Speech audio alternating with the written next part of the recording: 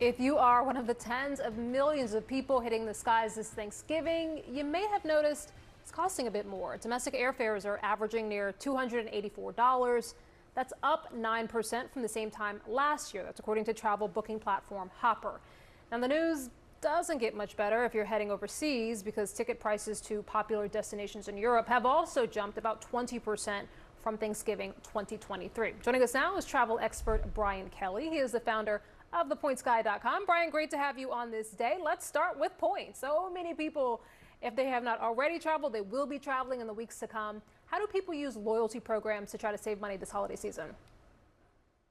Yeah, points are the key. You know, the airlines gouge last-minute travelers when it comes to fare prices, but you'd be shocked at how much award availability there is. So my number one tip is always make sure to check award availability. Right before this segment, point.me is a website that'll actually check multiple airlines for the dates you want to go. So if you've got credit card points with lots of different transfer partners, PointMe will actually show you what's available. And they just sent me a bunch of deals. You can go for New Year's this year, Chicago to Nassau, New York to Bermuda, and even Europe. And if you want to actually buy flights, I highly recommend Google Flights. So google.com/flights, they have an Explore button, and you can put in your home city and then put in Caribbean or put in Europe, and it'll pull all fares to that entire continent or region. Yeah, New York to Bermuda sounds really nice right about now. Talk to me a little bit about the pitfalls, though, of using points. I mean, there are, of course, personal finance experts who warn that chasing points also encourages people to buy on credit. Yeah, so using points is incredible for consumers because you can cancel and get your points back for free in most major programs. Unlike airlines, which will give you a voucher maybe and have change fees, using points is like buying a fully refundable ticket. So that's what I can't stress to people enough. Even if you're at the airport and your flight's getting delayed and you might be canceled and you've got to get home, pull out your points, book yourself on another carrier. Even if you don't end up needing to use that flight, you can cancel and get all of your points back for free. But to your point, never spend on a credit card if you can't pay it off in full every month, because the interest you pay will negate the value of any of the points that you earn. Is there a good rule of thumb, Brian, about when the best time is to buy travel tickets? I feel like every time I'm looking to buy a flight, I wonder, wait, when am I supposed to buy it again? Like, what is that time frame? What's a good rule of thumb? A good rule of thumb is 4 to 6 weeks prior for domestic, and basically 3 months, 2 to 3 months and prior for international. Now note, the airlines will take advantage of you if you want to book a year in advance. They charge a premium, but most airlines will release frequent flyer mile awards for most of their flights at 11 months or so in advance. So if you can plan a year in advance and have miles, book as soon as the calendar opens up for that airline. That's how a lot of people in the points and miles world will snag those really hard to get tickets, like to the Maldives or Hawaii. Oh, okay, Brian Kelly, great advice. Thank you. Thanks for having me. See, the issue is when you want to buy your tickets like 11 months in advance like me, but your husband wants to buy it the week before the trip. That's where the issue is. A push and pull, yes, for sure. For sure. Well, back now with our national lead. Today's big travel questions. Will you or your guests make it on time for Thanksgiving dinner? And just how will the weather impact those plans? First, let's tackle the travel. New numbers from the TSA show this week is on track to break records for those flying to their holiday destinations. CNN aviation correspondent Pete Muntean has a front row seat to the masses at Reagan National Airport just outside of Washington, D.C. So, Pete, give me a sense. How many more people are flying this year? We're up about 2% from what we saw last year. And remember, there was year after year of increases from the depths of the pandemic. These numbers are the biggest we have ever seen in TSA history. Really continues the theme. The TSA says its top 10 biggest days of all time have been in 2024. Heard a passenger walk by earlier. He said things here aren't as bad as he anticipated, although the day is still pretty young. And this is when the rush really begins for folks leaving town after the end of the workday on Wednesday, trying to get it to grandma's house on Thursday. So far, the TSA has seen 2.7 million people yesterday, 2.9 million people expected to be screened at airports nationwide today. Things have not been smooth everywhere, though. The big pain point for the Federal Aviation Administration is in Newark, and now it has put in place a delay program, meaning delaying flights into Newark. The average delay about an hour and 35 minutes. The cause of this is air traffic control staffing. The FAA is short-staffed of controllers everywhere. Many controllers working mandatory 6-day weeks, working 12-hour shifts, but it is particularly acute at Newark. The FAA has gone to such great lengths to try and alleviate the problems there, moving the facility responsible for that airspace from New York to Philadelphia, although things have not been perfectly smooth, and the FAA says they're trying to hire more and more controllers all the time. They anticipated that there would be delays in Newark, but it has been pretty bad so far this week. They had a ground stop yesterday. The help can't come soon enough for all of these people flying today. One thing the FAA is doing is it has opened up airspace that is typically reserved for military air traffic off the coast of the East Coast over the Atlantic Ocean to try and speed things up moving. A lot of people still moving to the airport right now. This is when the rush really begins, and we'll keep an eye on it, Erica. Pete, I feel like we keep topping records when it comes to holiday travel every time you and I talk about this. Is that the sense, and is that what you're hearing from even the folks at the FAA, that they expect maybe even 2025 is going to be bigger than this year? It keeps going higher and higher. The travel experts, especially at AAA, think that we have burst the pandemic era, post-pandemic era revenge travel bubble, and now things may start to slow down a little bit, although we will probably see an all-time air travel record, according to TSA Administrator David Pekoski on Sunday. He tells me that is when we could see 3 million people at airports nationwide. That is a huge number that has never been seen before. A lot of people trying to travel, and this is now the new norm. I am going to stay home so as to not get in their way on Sunday. Pete Muntean Smart. at Reagan National Airport. Thank you, my friend. As for the second part of this equation for your holiday travel, it is the weather. For many of you, Thanksgiving is going to be served up with a side of rain or snow, perhaps a lot of cold temperatures. And those could actually get worse over the holiday weekend. CNN meteorologist Elisa Rafa is following this part of the story for us. So what are we going to see, not just tomorrow on Thanksgiving, Lisa, but over these next few days?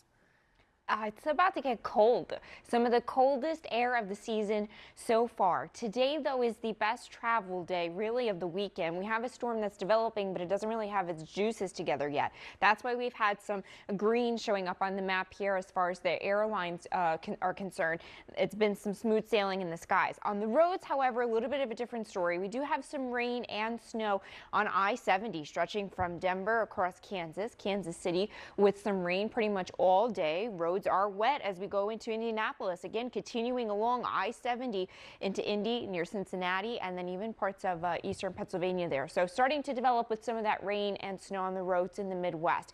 Then as we go into tomorrow, we're looking at pretty soggy turkeys because this storm system will start to really flourish and expand and take the rain and snow basically from Maine, with rain stretching down to the Gulf Coast along that front. And that could cause some problems when it comes to travel, especially in New England. We are looking at possibly some major disruptions when it comes to travel because of several inches of snow likely for parts of interior New England. So you can see how that storm that we have now in the Midwest really starts to blow up tomorrow. Snow for upstate New York, parts of interior New England, New Hampshire, Vermont, and then that rain, some soggy parades in New York and Philly, and then stretching down towards Charlotte, Atlanta with some of that the showers. The cold air comes in and pumps the lake effect snow machine all weekend. So if you're doing traveling around the Great Lakes, that's going to be a problem even going into Saturday and Sunday. So you can see where we have some more problems on Thursday, DC and New York, and then here comes all of that snow in the Great Lakes going into the weekend. U.S. airports and highways are expected to be filled with a record number of travelers this Thanksgiving holiday, with nearly 80 million people traveling. CNN meteorologist Elisa Rafa is tracking the storms that could bring rain, snow, and freezing temperatures. But first, let's head on over to Reagan National Airport. That's where we find CNN's Pete Muntean. So, Pete, what is the latest? Well, things have been relatively smooth here, Alex. The line to get through standard screening and TSA pre-check here at Reagan National Airport, Terminal 2 North Checkpoint, now less than 5 minutes to get through. It has not been smooth everywhere, though, and a particular pain point for the FAA is Newark International Airport in New Jersey. That's where the FAA is facing a shortage of air traffic controllers, and it has purposefully delayed flights going into Newark all day long. The average delay for a flight going into Newark right now, an hour and 35 minutes. This is so bad and such a significant disruption that United Airlines put out a memo saying that in the month of November, air traffic controller shortages have caused disruptions for 343,000 of its passengers, 46,000 passengers this past Saturday alone. I want you to listen now to FAA Administrator Mike Whitaker. He says that these slowdowns are necessary but temporary. We are working the staffing issue as quickly as we can. We expected some disruption, which is why we're pushing so many controllers through the pipeline. We have never been able to get this kind of a pipeline for staffing Newark when it was in New York, and so we're very optimistic we're going to get through this with minimal delays. That move that FAA Administrator Whitaker referring to is the move that the FAA did, taking the airspace facility that is responsible for Newark from Newark to Philadelphia. That has caused it to be able to beef up its reserves of controllers trying to get through the pipeline and hired at the FAA. The help can really not come soon enough for so many people traveling this weekend. The TSA screened about 2.7 million people at airports nationwide yesterday. It says it's going to screen about 2.9 million people at airports nationwide today. We've seen nearly 8 million people pass through airport security checkpoints since the start of this week, Alex, and it's only the start. Well, Thanksgiving in the U.S. is just one day away, and this could be the busiest U.S. travel season ever. The American Automobile Association, or AAA, estimates records are being broken right now. And it says nearly 80 million people are traveling, with more than 70 million people on the road over the coming days. It is a big Thanksgiving day for air travel, too. The Transportation Security Administration expects to screen more than 18 million people. But passengers could face some major weather delays. 2 storms are set to hammer the Midwest as well as the East Coast. Let's get more really on Thanksgiving travel. Whitney Wild has been monitoring the scenes there, Chicago O'Hare Airport. You're still looking quite chirpy, which I suspect is a good sign. A very good sign. That is the general mood here at O'Hare. It has been so smooth especially for a Thanksgiving weekend, but like really for any time. This has been a dream. So let me walk you through what we know and how good this is. I think it puts it all into context. So what we know is that at least 1.5 million people are going to come through O'Hare and Midway. Those are the 2 Chicago area airports. Those numbers are starting yesterday and ending Monday. They're thinking the busiest day is going to be Sunday, when the Chicago Airport Authority says that there are going to be around 254,000 people coming through O'Hare alone. When you look nationwide, 18 million people are expected to fly over this holiday weekend. Fortunately, luckily, however you want to explain it, the weather today is perfect. So there are very few air flight problems up here. So let me take you to the big board. That's the proof that things are going very well here. Look at this. On time, boarding, on time, on time, on time. I don't see any cancellations. I don't see very few delays here. Nationwide, there have been only a few dozen cancellations so far, so things are looking very, very good. That weather system not causing any problems yet. We're keeping a watch for tomorrow, but so far, so good here. Back to you. And give me a sense of, and I know you've been speaking to a lot of people at the airport, how people are preparing, of course, to set off. Talk us through the routine for some of the travelers on this major travel day, Turkey Day travel. Oh, yeah. If you're ready for Turkey Day travel, you have a system, and the system is this. Get to the airport early. Make sure the kids have books, snacks, whatever device they have to have, make sure they have it. And then also just keep a good attitude and make sure that they're checking the TSA website to make sure that they're abiding by the TSA rules. Because sometimes what happens is you forget, is it 4 ounces? Is it 6 ounces? What can I bring? And that causes problems when you get to security, who is happy to remind you what the rules are. So just a refresher. At TSA, 3.4 ounces for liquids, aerosols, gels, has to be in a 1-quart zipper, and there's only 1 clear bag per person. So those are the rules. If you stick to them, everything will be fine. Back to you. Very, very quick question, because I just saw a graphic. It says check what food you can take. What food do people actually take on these holidays? What are we talking about here? Well, our one, John Berman, told me today that he once took a Brussels sprout stalk, like the long thing of Brussels sprouts. So it is a range. I'm telling you, it is a range. I once interviewed a woman years ago who had taken pumpkin pie cans. I think, look, it's Thanksgiving, okay? It's game day. Everybody wants to put forth their best effort. So they're bringing whatever they need to do to deliver on the Super Bowl of food holidays. Oh my God, John Berman's so keen, isn't he? I hope he got through with that. Thanks very much, appreciated. All right, New York City is getting the holiday party started, blowing up the giant balloons for tomorrow's Macy's Thanksgiving Day Parade. And the character balloons are getting all ready to go for the Turkey Day celebration. And there is no bigger character than CNN's Harry Enton, who is grooving. Look at him. Look at him. His hips don't lie. He's all dressed up and ready to go at the parade starting point. Harry, where did you learn these moves? I got to tell you, we got some music playing out. We got Thanksgiving tomorrow. We got so many people here. We got the crowds over there. I mean, how could you not be in the Thanksgiving mood? The bottom line is, as I said, going to commercial break, I'm hanging out with my big brother Tom, who is, of course, the poster child of this parade, going all the way back basically since the beginning of this parade a century ago. So the bottom line is, there's no reason not to be dancing. I'm just in the Thanksgiving spirit, my dear friend. Harry, what do you call that move? I don't know what I call it, but I'll tell you, whatever it is, it's grooving. That's what it is. There is It's no grooving. name Maybe for it's it. It's Harry's organic. It just comes to him. It's provocative. Yes. That's what it is. There you go. Harry, Just like I am. I'm organic. Yeah, let's talk to us about pie. You've looked at some polling regarding pie. What type do Americans like best for Thanksgiving? Right. What do you like best? I mean, it's got to be, your pumpkin pie's got to be number one, right? I mean, it's the spirit of, it's the season of the pumpkins. Number two is apple pie. I'm lukewarm on apple pie. My girlfriend loves it. How about a little pecan pie for number three? But I got to say, I agree with Americans on this one. Pumpkin pie is numero uno, my dear friend.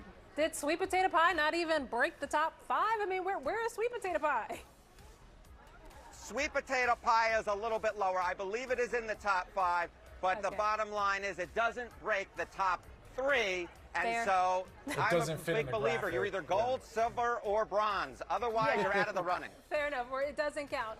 Okay, less controversially, what about what people think is the best time of day to have Thanksgiving? Yeah, I mean, look, basically early afternoon and late afternoon are tied above, you know, right around a little bit north of 35%.